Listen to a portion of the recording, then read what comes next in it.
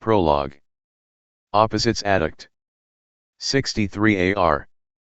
It was the night before the end of the world. The two armies had gathered on opposite sides of a blasted vale. Once this had been a verdant valley, its wide plain shaped by a wide, meandering stream, its flanking hills blanketed by thick groves of oak, blanc wood, and iron root. Now these trees were gone, no more than ragged stumps remained, the grass burned away, and the earth beneath packed hard and barren. The stream was a sluggish flow hidden by a thick film of oil, its surface broken only by the shadowy masses of nameless solids. Thick, inky clouds concealed the moons and stars from sight. It had been overcast and cold on Argith, despite unseasonably warmer weather elsewhere on Terra. Both sides in the upcoming battle had taken to torching the forests they found, if only to deny their opponents supplies and support. By day the cloud canopy was a dull gray, a sheet of rolled and unfinished steel. By night it was lit only from below, by the thousands of campfires and foundries that now dotted the landscape. Along the opposite rims of the vale the flames lit by both invading forces glimmered like evil eyes in the darkness. Spanning the shallow stream was a pair of toppled giants, remnants of an earlier battle between one of the invaders and the original inhabitants of this land. One of the fallen giants had been made of living wood, and had been splintered into 1,000 shards. Its huge forested head lay on the ground, screaming silently to the uncaring night. It had been the last champion of the natives of Argith, the avatar of their goddess, and with its death passed away all hope for the island people. The victor in the battle had also been destroyed in the struggle. This huge humanoid monster was made of stone, its joints constructed of massive plates of pitted iron and great brass gears.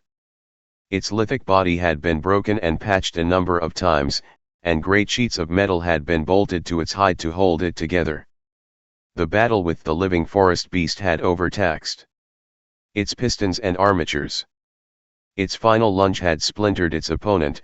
Now it sprawled forward, face down, a bridge over the tepid stream. One of the stone giant's arms had been ripped loose from the battle and lay a few hundred feet away, its fingers raised to claw the sky. On the back of the granite giant's silent corpse a lone figure waited. In his youth he had been broad-shouldered and handsome, but the years of war and service to his master had exhausted him. His shoulders were slumped now, and his frame carried the additional weight of both his responsibilities and his age. His once tousled blonde hair was worn short, and the first patch of skin was apparent at the crown of his head, herald of eventual baldness. Still, he was taller than most of his fellows, so others did not see it unless he was seated. For the moment he paced along the giant's back. Tawnos pulled his rough, brown woolen cloak tighter around him, cursing the cold and dark. As he did so his fingers scraped against the metal breastplate beneath. It did not fit him. Very little that had not been made specifically for his large frame did, and he had brought it along only as an afterthought. The message had been warm and welcoming, but it came from the enemy camp. Urza would be irritated if his former student let his guard down so easily. There was motion along the far side of the giant's back, near where its smashed head lay at a twisted angle to the rest of the body. Tawnos did not see her climb up, but suddenly she was there, a flash of red hair surrounded by an ebon cloak. It was as if she wore a piece of the night itself, and wore it very well. She was alone, as she had promised. As she crossed toward him, Tawnos pulled a small device from his pocket. It was a flattened sphere with a lamp's wick jutting from the top. He pressed a stud along the side of the sphere, and the device sputtered. The wick burst into a brief, yellow flame, which subdued to a soft orange hue as Tawnos manipulated the small stud along the side. Ashnod drew into the light, and he saw that she had that bemused smirk that he had always found attractive. He also saw that there were now silver hairs among the scarlet. "I'd heard you were dead," he said. "Don't believe everything you hear, duck," replied Ashnod the uncaring with a broad smile.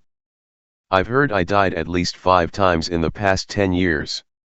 The smile faded and the voice turned solemn. "You came. Thank you. You sent a message," said Tawnos. It could have been a trap, said Ashnod. It could have been, admitted Tawnos and opened his cloak. His breastplate reflected the small light, which glimmered off the two sets of ornate weapons that rode on his hips. Ashnod smiled again. Good to know you're still cautious, she said. Prepared, observed Tawnos. That is all. Prepared. Ashnod slung her pack on the ground and knelt next to it. Tawnos hesitated, then joined her. They sat in relative silence for a long moment. Far off, in the distance on either side of the veil, were the hammers of forges preparing for the bloody business of the next day. You sent a message, prompted Tawnos. This is the last one, you know, said Ashnod, staring out into a night pierced by red fires. The last battle. The final conflict. One way or another, the resolution of the war between your master and mine. Between Urza and Mishra, said Tawnos with a nod. They are both here, Ashnod added. There are no reinforcements. No retreat is possible for either side.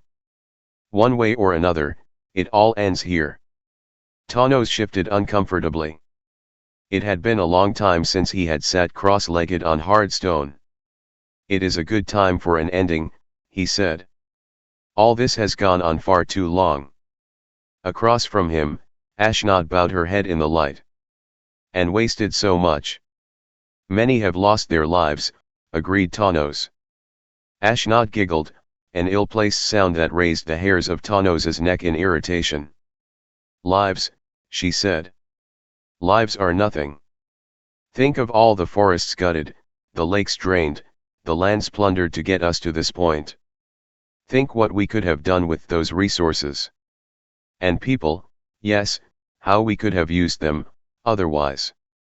As she spoke, Tawnos could feel his face tighten in disapproval. Even in the dim glow, Ashnod could feel his silent irritation. Sorry, she said at last. I spoke before I thought. Good to know there are universal constants, said Tawnos stonily. Sorry. There was another pause, and in the distance something clattered. It sounded like a mechanical demon laughing. How is he? She said at last. The same, only more so, Tawnos replied. Yours. Ashnod shook her head. Something's wrong. Tawnos raised an eyebrow and she added quickly, Mishra's colder than ever. More calculating. I'm worried. I always worry, said Tawnos. Urza has become more withdrawn over the passing years. Withdrawn, said Ashnod. That's the word. As if we aren't even there. Like no one else is. She reached out to touch his shoulder. Tawnos stiffened, leaning away, and she let the gesture drop. You're right about it being a waste, she said at last.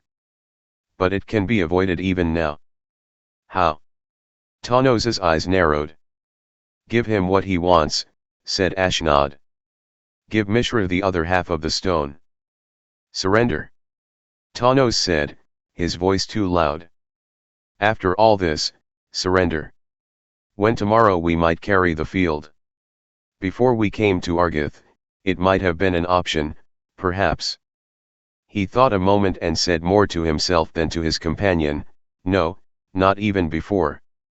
Ashnod held up both hands in a pacific gesture. Just a suggestion, Duck.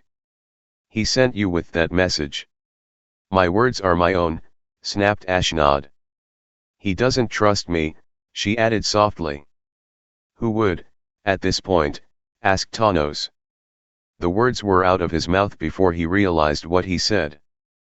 Fine, she snarled, and stood up suddenly. She grabbed the knapsack, and it disappeared again within the shadows of her voluminous cloak. And I even came bearing gifts. Any gift from you would be treated suspiciously, said Tawnos, scrambling to his feet and standing next to her. They paused for a moment, and a cold wind passed between them. Then Ashnod turned to leave. Perhaps. Tawnos began. She hesitated at his words. Perhaps we could get our two masters together, he continued. Without their weapons. Without their armies. Perhaps there's a way to make them both understand each other. Ashnod shook her head. They are lockstepped into their actions now, as mechanical as their own inventions, as relentless as the phases of the glimmer moon. She gave a sad giggle. You dream of a time when they could understand each other. There was never such a time. She walked away from him, then paused and turned. Be careful tomorrow. May you survive the battle. She walked to the far end of the toppled giant, and put her hood up. Her scarlet hair disappeared, and she merged once again with the shadows. Be careful yourself, said Tawnos to the unresponsive darkness, and turned quietly toward his own camp. As he walked back, one part of his mind noted the condition of the field, seeing pitfalls Urza's troops would have to avoid. But another segment of his consciousness meditated on Ashnod's words, repeating them over and over. There was never such a time.